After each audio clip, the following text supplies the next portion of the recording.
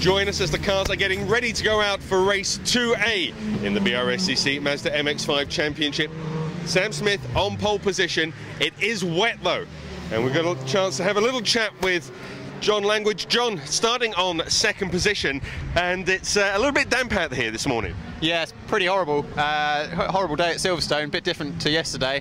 And the track looks like it's got a slightly drier line compared to some of the other areas where it's wetter offline, so it could be an interesting race. I guess the worry is going to be anyone that goes offline and goes off the track where it's been so dry, the water's just sitting on top and it's just going to aquaplane off. Yeah, it could do, especially with these tyres we have. We're all on road tyres anyway, but some are shaved and some are full, what we call a full wet. And yeah, if you're on a shaved set, surely you could be looking at an aquaplaning situation. You're in a good position. You had a great race yesterday, a lot of strong battles, especially at one point coming back from about 5th or 6th. Can you take the lead into the first corner and win from there? Yeah, why not? Let's have a go, eh? We look forward to seeing that. John, thanks very much for your time. There we go. It's over to our race commentator, Jake Sanson. Well, to paraphrase the comedian Bill Bailey, it's rain, rain, rain, more rain, and yet more rain, although there may be some demons driven from a pig in toaster. Anyway, Sam Smith and John Langridge on the front row from Brian Trott and Mike Comber. Blackwell Chambers and Charlie Burge are next up. Then it is Oliver Allwood and Jason Greatrex in position. And then we'll have Steve Foden and Martin Tolley from Sebastian Fisher and Jack Brewer, Adam Bessel and Teddy Clark.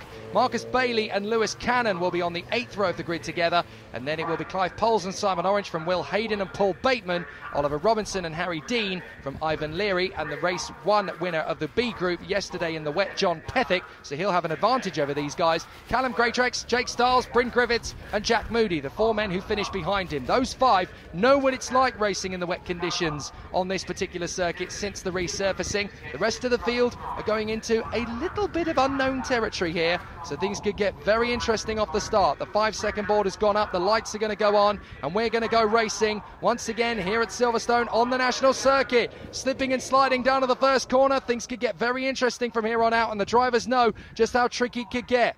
Sam Smith just a little way in front of Langridge as they go through the first corner, tiptoeing their way through. Masses of balls of spray coming off the cars as they tiptoe their way through Copse Corner down towards Maggots and Beckett's. How on earth can the drivers see where they're going in this spray? It's absolutely abysmal. But still, the drivers are very much of the attitude of, well, we're not Formula One. We're not going to start races behind safety cars, thank you. We're racers. We're going to go for it. So Smith and Langridge battling away as they make their way through. This is Steve Foden on board with it, and a very tricky start to the race for him as he desperately tries to look around and see what's going on. Just water just splashing into the windscreen. You can't see a thing. You can't even make out the brake lights of the car in front of you as you get down to Brooklands turn. Blackwell Chambers trying to get the car stopped as they go through, and somebody's gone right off. That's Sam Smith. Sam Smith has overshot into Brooklands turn. So Smith desperately dueling for position. He's gone down the order, down to about 3rd, I think. So it should be John Langridge leading the way. It is from Trott. Smith has recovered in 3rd in front of Blackwell Chambers and his teammate Mike Comber. Then it is Burge in front of. Now, who is that in 7th? I think that might even be... I'm trying to figure out who that is in the 7th position, but don't tell me that's Jake Stiles. I know he made up an awful lot of places in the previous race. It looked like a single digit, but I can't quite make it out from here. Jake Stiles is definitely one of those drivers who's going to charge his way forward. So they tiptoe their way through, back on the power yet again. And still, you can't make out anything in these conditions. Langridge is your leader, Trott in 2nd, Smith in 3rd. He's going to make a late bid for 2nd place there into Beckett's. Side by side with Brian Trott. Not going to happen. Brian Trott using the outside line to good effect. We're on board with Martin Tolley as he now duels with Mike Comber. That's how close it can get. And they're on the main straight. There's nothing in between these two.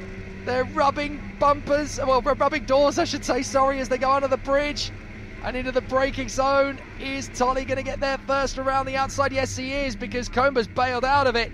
And they turn into Brooklands, but he's going to arrive slightly faster through because Tolley's been very cautious on the brakes. So you can just about make out in the rear view mirror that Comber is still there. But this is what it's like trying to keep this car under control in these conditions. Langridge is your leader. 2nd is Trott in front of the race leader, well, racing championship leader, I should say, Will Blackwell Chambers.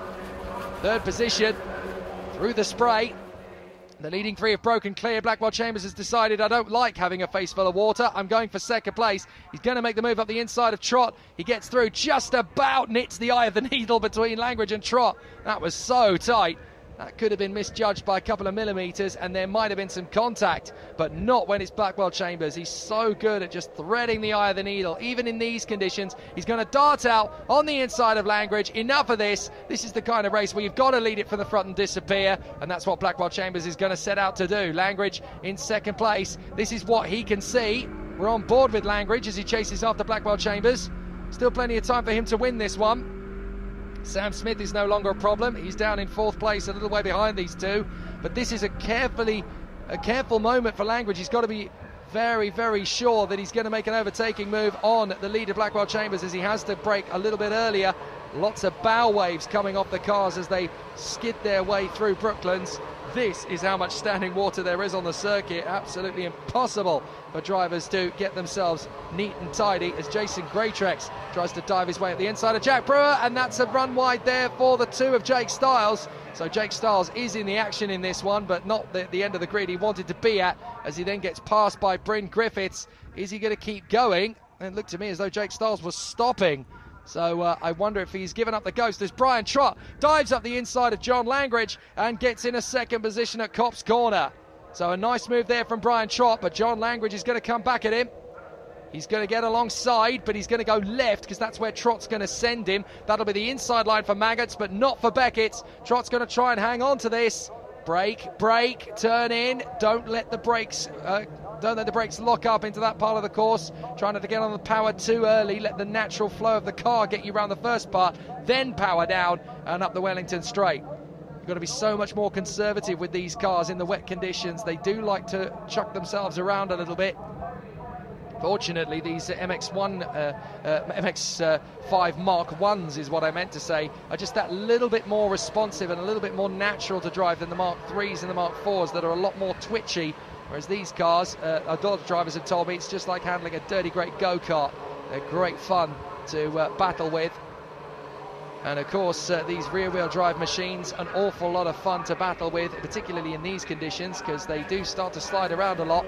I have to say, although I have seen the tail get a little bit squiggly for a couple of cars in this race, I'm actually very impressed with how little we've had some big moments in this race. Smith, however, is now on the back of Adam Bessel as the leaders go through turn one. Now Langridge is in danger of losing another place here. Charlie Burge is starting to catch him for third position. Langridge did say it was going to be very tricky conditions, and I think since the resurfacing of the Silverstone circuit that happened at the beginning of the year, this circuit is actually very tricky for the drivers to read in these conditions. Let's not forget that the B race drivers did drive in the wet yesterday because the rain came out for their race, but not for the A race. It had dried up by the time it got to them. So John Langridge is now trying to hustle in behind Trott again, but you can see the spots of rain on the camera lens. There's a lot of rain on the windscreen. Now where is Burge?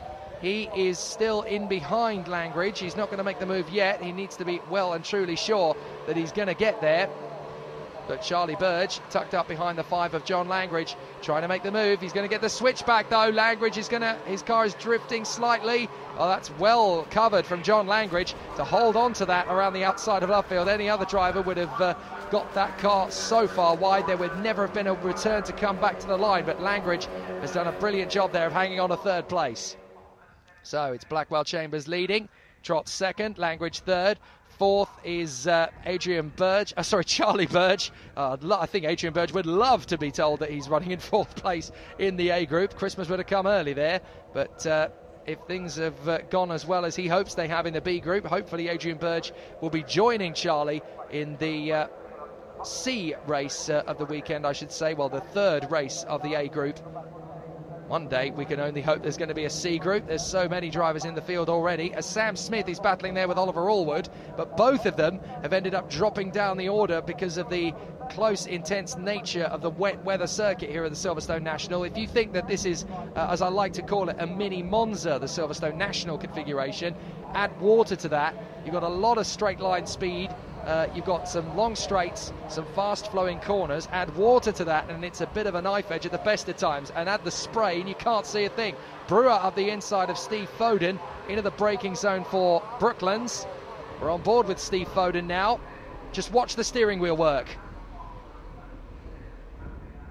He's trying to be as smooth as he can, but watch as he gets back on the power. That's when you've really got to be very careful. He's actually kept that very well controlled, considering Steve Foden. Some good work there, back on the power. But look, you've got to be so careful with the steering wheel, even through Woodcote. You need to be absolutely in command of it. Now, here's going to be a great indication. If we can continue to ride on board through Copse, you'll get a great indication of just how much work is needed. Look, sliding about all over the place, and he's changing gear in the mid-corner there. He suddenly realised he was approaching it too fast, had to drop a gear down to third, and he was very lucky, actually, to get away with that one, because the car was starting to travel into the back of Brewer, and he managed to bring it out of control, and Foden's lost it now. Now, is he going to hit anybody? Oh, Brewer's just taken avoiding action. Oh, Steve Foden. Well, it's easy to do. He's managed to get it going, and fortunately, he hasn't hit anybody, but that will give Steve Foden a massive wake-up call. Back through, look at the spray, you can't see a thing through the mist. And that is, I think, Comber battling away with Martin Tolley. I can't see a thing. I've seen them race in wet conditions before, but this is absolutely apocalyptic. I'm half expecting Noah's Ark to drift through the shot in a minute with a dove flying on to let people know when it's going to dry out. But this is absolutely appalling conditions. Fair play to the BRSCC. They can see that these guys can hack it. They are having a great race of it, and there is a brilliant battle. We're not having any safety car periods unless we absolutely need them. So this is incredible racing, but very, very tense, as Sam Smith has lost the place to Oliver Allwood. Now, this is significant for the championship battle, because we've got Oliver Allwood in front of Sam Smith, and to be fair, that is actually a really tricky situation for Smith to be in, because that's another place lost when Will Blackwell-Chambers is out in the lead. In terms of the championship battle, he could really do with gaining some of these places back. Tolley, Bessel, in there behind Mike Comber, and then it's Allwood and Smith. They're all running wide at the exit of Beckett's. Not at all surprised. Very tricky conditions as Clive Poles battles away with Jason Greatrex further back. So they come under the bridge once again, desperately try to pick out your favourite racer, because it's very hard to see a thing in these conditions, as Bessel has another look on the inside of Martin Tolley, isn't going to get through.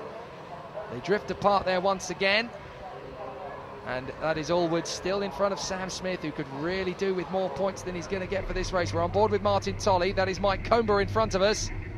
So Martin Tolley on the power. His seat is slightly obscuring the steering wheel, so we can't quite see the same sort of pictures that we saw from Steve Foden's car. But you can see, look, even on the drift through Woodcote, that was a lot of wheel spin. You could see him having to counteract the steering wheel there. It's incredibly tricky, these conditions, as Martin Tolley is having to brave every single element here. He's got pressure from behind him as well, with the shape of Adam Bessel starting to give him a little bit of a hustle, so that's obviously not going to help, because he's got piggy in the middle syndrome at the moment. He's trying to close in on Mike Comber, and he's going to try and shake off Adam Bessel in the same breath. So Martin Tolley struggling in the conditions and struggling to keep up with one in front and shake off one behind. Back on the Wellington Straight. Really good battles here at Silverstone National. Side by side, that is Comber and Tolley. Tolley trying to make his way through. Bessel is going to try and dive up the inside line. He bails out of it just in the right moment. You can't really go door to door through the corners at this place, because there's not a lot of room. It suddenly starts to open up, and that's when the car starts to drift. You get off the line and you start to slide, and all three of them have slid wide on that occasion. Sam Smith is actually dropping back off this queue. He's not catching up at all. So problems with setup maybe, or just confidence in these conditions. Sam Smith's usually pretty handy in the wet, so I wonder if it's just a miscalculation in terms of the setup, as Bessel is going to go for Tolley. He's got enough speed to carry through. He was being a little bit cautious through Copse, but then you need to be. It's a fast right-hander, the first part of the lap. There's a lot of runoff, but if you even flirt with the curb on the outside line, it can spit you out. We saw a couple of spins through the weekend. We've obviously seen Burge go off there. We've seen Ledoyen go off there. Several other drivers through the weekend as well. in the wet conditions, Copse Corner can be a mighty treacherous place as Allwood goes rallycross and flirts with the curb on the outside there. The back end powers out, and he was looking distinctly Ken Block as he went through. Now that is John Langridge still battling away with the 94 of Charlie Burge, and this is for third position. Brian Trott still running second to Will Blackwell-Chambers in the lead, but Charlie Burge has been working very hard to close in patiently on Langridge. Langridge leaves the door slightly ajar, but he's not going to lose the place as the field continues to tiptoe through to Luffield. That is Bessel now in front of Tolley. And Allwood is going to try and go right round the outside. Tolley loses the car, somehow manages to save it, but Allwood has gone through in the process. Martin Tolley, a massive tank slapper out of Luffield. Goodness me, that is as close to spinning off the road in that hairpin as you're going to get without swapping ends. So really interesting battle here at Silverstone continues, but for this man out in front, Will Blackwell-Chambers holds the lead from Brian Trott in second position. Great run from then. Langridge still hanging on in front of Charlie Burge. These two absolutely uncrushable at the moment. They are there in third and fourth. We're on board with Langridge. Look how much rain there is on the camera lens and on the windscreen. Doesn't look as though the windscreen wipers are actually helping much. The rain is coming down so fast. I wonder if that's actually rain on the inside of the windscreen. He's trying to spread it all down, but yeah, that's water that's drifted onto the inside of the windscreen. That's going to be off-putting. Langridge is there, and on the inside is Burge. Careful, guys, careful, careful, careful. Langridge is going to drift out wide, but Burge is going to get through. He's had enough of sitting around in third position. That's how much you can see of Burge's car as he follows in behind it. There's so much water coming down and so much spray around that you can barely make out the brake light of the car in front. And Charlie Burge is running through in a third position now. So Langridge still there in fourth. This will still be good points. I actually think the rain is getting worse. It is getting worse out there, so they've got to consider if it gets any worse than this, they may decide to call the race early. Or if there's a big incident, we may have a safety car. But for the moment, there are no major incidents. We've had a couple of slip-ups and no huge crashes. So, to be fair, the drivers have actually been very cautious. They were told over the course of the weekend, we're going to have massive rain on Sunday, so don't do anything silly, just take it easy. And that's what the drivers have done. They've had great battles, they've pushed as hard as they've needed to, but they've not gone over the line. This is proof right here, textbook proof, that you can have great motor racing in the wet. Langridge on the back of Burge, under the bridge, down the Wellington Straight again. Langridge seems to have lined him up well. The camera doesn't show how close he's getting, but I assume he's having a little bit of a look up the inside. He's not close enough to make an overtaking move, but he's there or thereabouts. Nice work, John. This is not easy. Around the outside of Oliver Allwood goes Mike Comber, trying to tuck in there behind Bessel as well, in the hope that Bessel's going to make a slip up, but Adam Bessel knows the wet very well. He's very good in these conditions, so he's not going to drop out of fifth position without really messing it up. So Charlie Burge comes across the line, still in front of John Langridge for the moment. Blackwell-Chambers hanging on to the lead. Second place, Brian Trott. Burge and Langridge, third and fourth. To be fair, these guys are doing an absolutely sensational job in these conditions. I couldn't keep up in these sort of tricky scenarios around the circuit. There's so much standing water at various points of the circuit. Now, Langridge seems to have made a great run out of Copse. He may get a chance to dive up the inside here, but he's not going to do it because that's too high risk coming to the closing stages of the race. A fourth position is still more points than parking the car at the side of the road with damage. So John Langridge being very thoughtful about this. He can score very well in the championship if he keeps on banging in the points results. And that podium earlier on for second was a very good result after his first ever pole position. Now he's going to get alongside Burge, surely. This is Langridge's chance. They've got to be so careful on the brakes. Burge is going to brake later because he can travel further round the corner. But Langridge is going to try and keep his foot in, and Burge hangs on to it. Round the outside. Great racing between these two. Langridge making trying to make the conventional overtaking move, but in the wet, you can carry a lot more speed round the outside by just rolling off the brake, allowing the car to coast through and then getting back on the power measuredly. So Burge is able to run in third place in front of Langridge just a mite longer. They come over the line once again, and we are getting close to the business end of the race now as the drivers are tiptoeing and splashing and storming their way through. I think these guys will be good at yachting by the time this race is over. They already know more than most in motor racing after this encounter. Lots of curb out of Copse Corner. Langridge again Getting alongside Burge now. This is again trying to make Burge make the mistake. Oh, Language is straight through. Language is straight through. Slides across, hits the wet patch, manages to get the car stopped. Now, can he keep it travelling through Beckett's, or is Burge going to get back through? That is such a sweet overtake from John Langridge. That car was getting loose in the braking zone, but John said, I'm fed up now. I want third. I want another podium, and he dives through. Burge is going to be to his right once again. He may be able to out-drag him around the outside of Brooklands as he did before, but no, Language has shut the door. Burge is having a look to the inside. Language shuts the door across. Burge now looks to his outside line, his favoured line, but Language has got it covered. Brilliant driving between these two in appalling conditions. They are absolutely monstering it. And Burge is trying to go right round the outside of Brooklands. Round the outside of Lovefield. He's going to try and cut across. Language is the sportsman. He leaves him space, but he's not going to get through. Terrific racing between these two.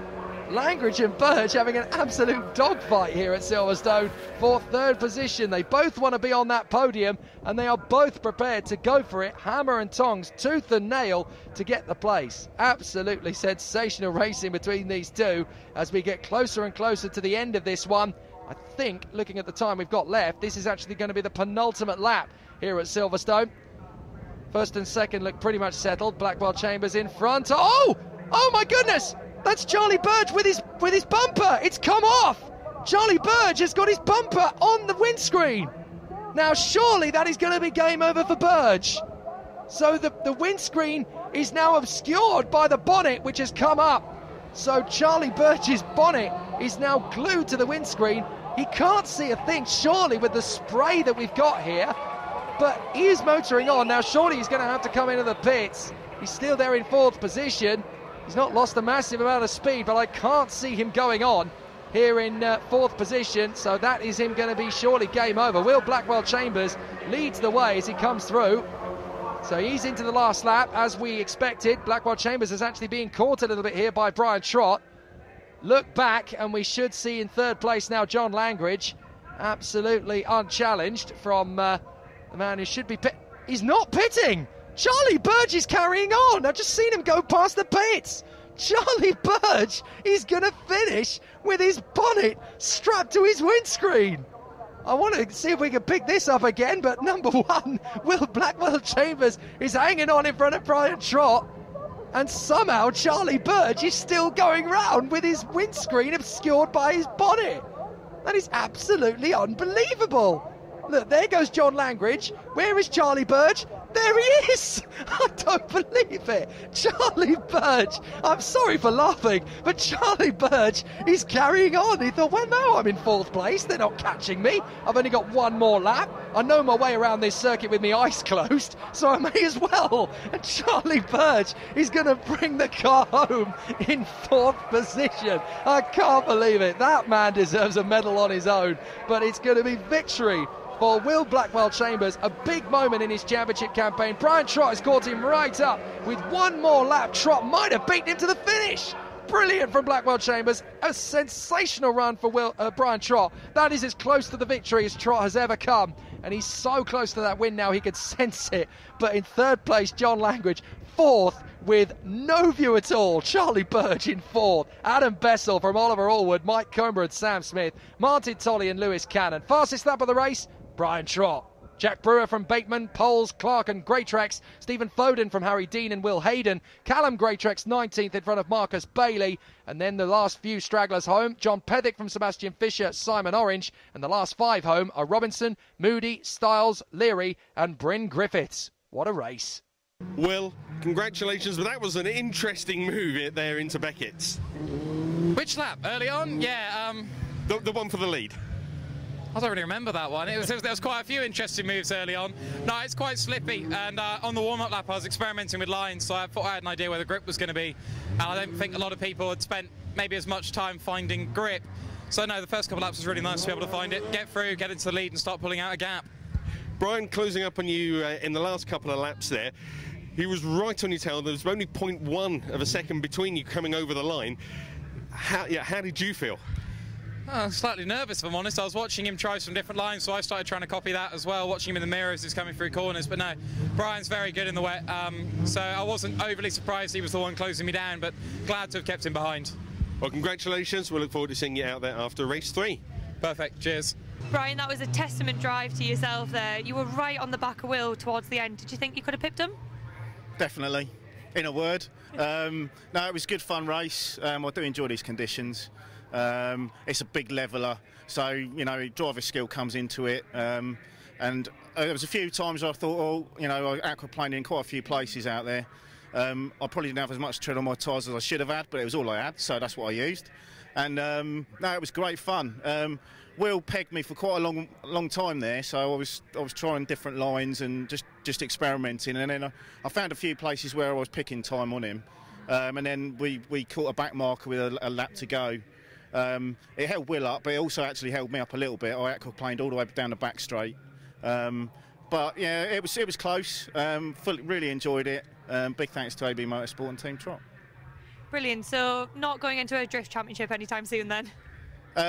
If I did, I'd be well qualified for it. But no, it's one of them things. The car's going to move about. You've just got to deal with it. And obviously the top 3 dealt with it the best. So that's why we're up here. Brilliant. Congratulations. Thank you. John, well done on your 3rd place. Great start, but it all seemed to go a little bit wrong mid-race. Yeah, I think the rain started coming down a bit harder, and that made it a bit tricky for me. I think we've got a few changes to make if it's raining again later on, but I'm really happy to be up here again on the podium. We've got a lot of sponsors here today, Fresh Cold, Valet Pro, Cambridge FD, and the AB boys did really well with the car. So. Yeah, great race, really tight there, especially you battle with Charlie, and then his bonnet flew up. I didn't see too much of that. I was alongside him for a little while, and I had a kick of oversteer when I hit a puddle. I was pleased to nip through, and then next time I looked behind, yeah, his bonnet was up, and I have to say I was a touch relieved, but I hope the poor boy's all right. Well, congratulations, John. We look forward to seeing you out there after the 3rd race. Look forward to it, Lloyd. Thanks a lot.